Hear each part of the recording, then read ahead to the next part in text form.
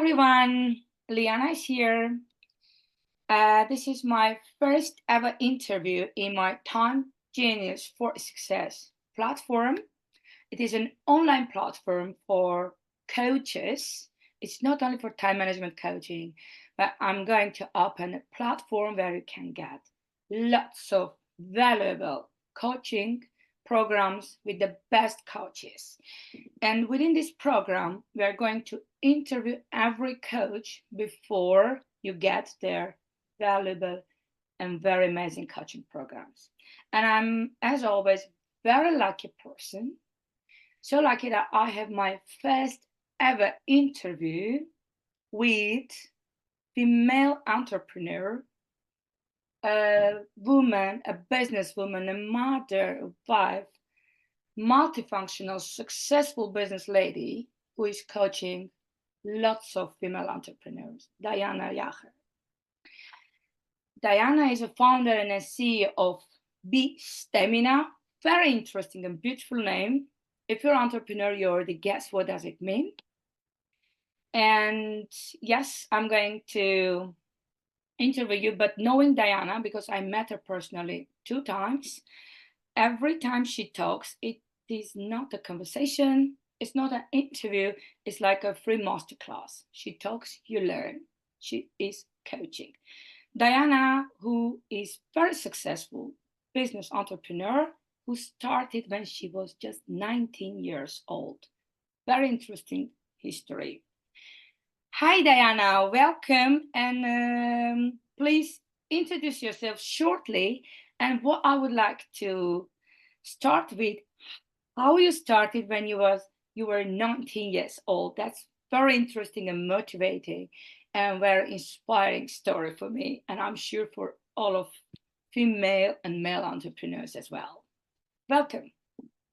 Yeah, thank you, Liana. Thank you for inviting me for your interview. I'm very honored.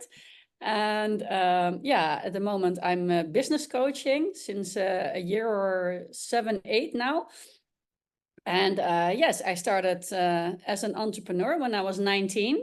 So I had like an idea about business, and I was really interested in making it work. And although it was like my dream to do something in online food retail, it was not common at that time because it was just at the end of the 90s. And nobody really believed in it. And when you're a female of 19, nobody thinks you should open your own business. But I did. I really believed that I could pull it off. And yeah, I started. I just, you create a plan and you just start. It's like how every startup should act and should behave. I mean, as soon as you go on that side of the road and you start walking, and when people throw all these rocks at you and you go like, oh, yeah, maybe I shouldn't, Yeah, just you didn't have any business education then, yes? Sorry? You didn't have any business education yet at that time, 19 years old, no business education, no experience. And no. How that was, because everyone starts at any age, even with educations, they are just giving up, they are quitting. That's the reason for that from 8 from 10 businesses are falling. What that power was inside you that you didn't give up? Because nowadays it's much more easier. By that time there was not these online platforms, and for 19 years old it would be much more difficult than today's overnight success makers, 19 years old YouTubers. What was that power that you didn't give up? Who pushed you? How you had it? Where did you learn it from? Currently we are following coaches like you online for free. Those days it was not that case. Well, that's an interesting question because yes, it was difficult, but on the other hand, because you didn't have social media yet, it was easier because you didn't have all those distractions. So yes, you need to do more research. So it took more time to research your business, your clients, your offering. You really need to do physical research for that. But on the other hand, you could just focus on your plan and your goal and go for it instead of, hearing what everybody else has to say about it or posting about it online, because it was not a thing. I mean, social media wasn't even there yet at the late 90s. So in that case, the only thing that kept me going was I really knew that this could be something successful. After a few years of doing the retail, the business, I transformed it from only businesses and individuals to only daycare centers. So the first years were just moderate. I mean, we grew every year and it was nice, but it wasn't like what I really had in mind. And as soon as I learned I met my husband. He's really good in commercial side. And he said to me, what are you going to do with the grocery shop of yours? And we just sat on the table, on the kitchen table. We drank a glass of wine and we completely wrote a new destiny for the business, focused around the daycare centers in that time. And it was a booming business at that time. It was government supported, and a lot of people brought their kids to daycare. And we just created a complete offering around our client that was so irresistible to them. They were in line. They just waited for us to contact them to become our clients. So from that moment on, yeah, the growth was huge. Each year we just grew hundreds of percentages, and we really had to pause in between because there was so much coming at us at the same time. You need to arrange everything to scale all the time. In fact, we were just scaling complete throughout the year just to make sure that we could handle all those clients. You occupied the whole market, actually. Yeah, yeah, Your yeah, years hard work one day became a booming. yeah, That's the reason that you were focused on a solution, not the problem. Keep going on whatever it is. And yeah. then without that hard work, no new plan would make you boom. Because I know that business. I heard about it and I know that it was the biggest one ever in the Netherlands. Yes. Yeah, Yeah. we became market leader within the first 5 years. And yeah, that was the goal as well. So the lesson that a lot of entrepreneurs can learn is when you really focus on your goal and you don't let anything distract you, you can get there. It's not like it's impossible. People should think of it as, this is my goal. Why is this my goal? What steps do I need to take to get there? And just every day, small steps will lead you to that goal. And of course, you will hit roadblocks and challenges and things will go wrong. But that's what's building that stamina that you need to get to that goal. And not to And when listen you, to the naysayers.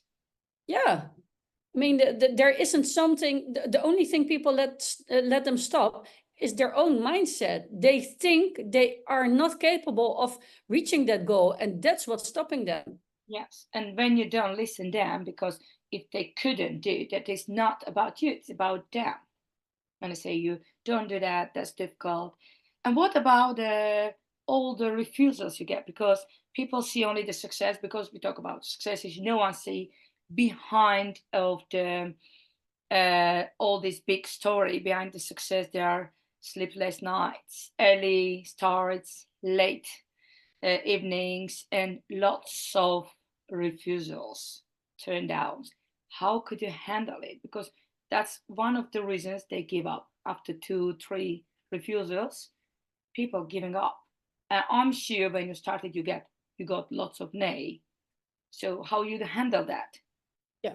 Well, as soon as you start believing that what people say is true around you, then yeah, people quit because they think as long as 10 people or 12 people will tell them, oh, that's a no-go, then they think, oh, maybe I should rethink it. No, it should be your fuel to keep going, to prove to them that you can do it, because everybody can achieve their goals as long as you put your mind to it. It's the same when people are obese.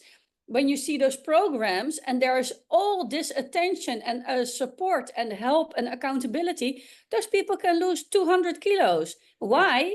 It's not because of the show on itself. It's because they are guided, they are helped. People are constantly helping them achieve that goal, focused on that goal. And that's what you need. If you stop losing that focus and you let everybody say, oh, you cannot lose those kilos. Yes. If enough people say it to you, you start believing it. And it's up to you to do your earplugs in and just Yes. Yeah, they focus. say, I mean, oh, someone did it and didn't succeed. I did it, I didn't succeed. But it's about them. It's not about you. yeah. And it's important that when I started my food retail business, I needed a small money loan. I Yeah. had money from myself. It wasn't enough to start. So I had a supplier who was going to give me all the supplies for the first few weeks. And I had a bank who was willing to give me some money.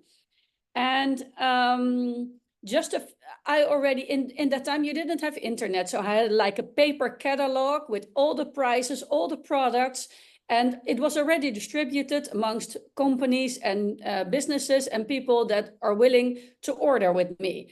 So what happened, like 4 weeks before I opened, my supplier said, our director also wants to meet you before we sign the contract. I was like, okay. And you were 90 And years old girl. yeah, and we met. He said, I cannot sign this contract. He said, because I don't believe in your business.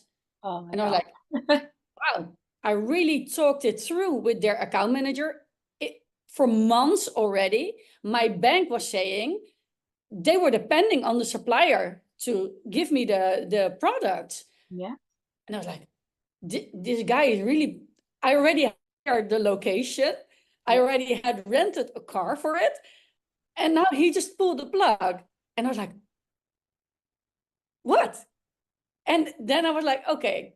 So I went from that meeting. I was really disappointed. I was really angry. I was like, wow, what is this? Why can't I get him to supply me? Because he just didn't believe in it.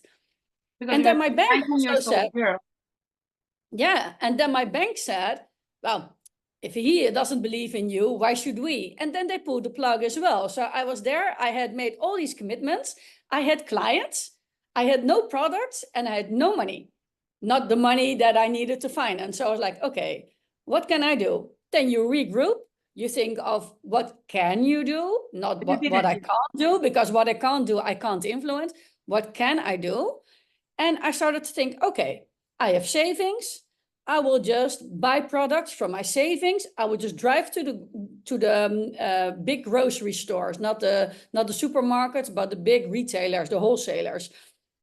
I'll just get the products. Yes, they will be different from what I have on my catalog, but I can explain it to my clients, and I'll just start myself. And Yeah. that's what I did for 3 months. I Oh, did it like that. I just went shopping for my clients. It cost me a lot of profit. I didn't make any money. And all my savings were going to the business. I was like, okay. And then after 3 months, the director of the supplier called me and said, I heard you've been going on for the past 3 months. Come back to my office. We will help you. I was like, okay, wow. So yeah, that's how it went. yeah. And they won Instead it. of giving up, you Yeah. overflow.